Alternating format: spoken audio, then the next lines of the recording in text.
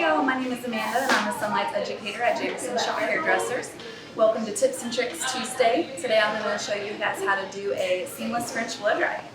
First, begin by standing next to your section with your arms out and parallel to each other. The blow dryer should act as an extension of your hand. You should always hold your blow dryer by its handle with the nozzle positioned horizontally. Each section of hair should be divided into 3 separate parts: the new growth, the mid-shaft, and the ends.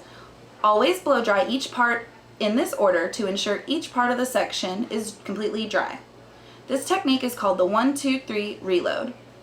For ultimate smoothness, be sure to keep the nozzle placed behind the round of your brush with the heat blowing down the hair shaft.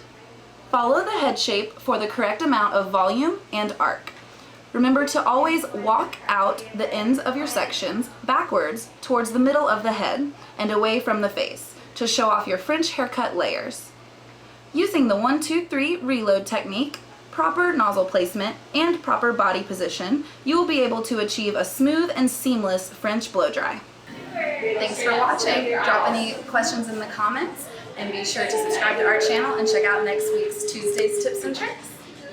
Hi, Candy Shaw the Bali Llama here. Hope you enjoyed that video. Make sure to reach out to us on Facebook, Instagram, or go to sunlightsbalayage.com to learn more about our classes. But don't forget to subscribe to our YouTube channel so that you'll get notifications of all the fresh new ideas, tips, and tricks that we release every week. Thanks for tuning in. See you out there.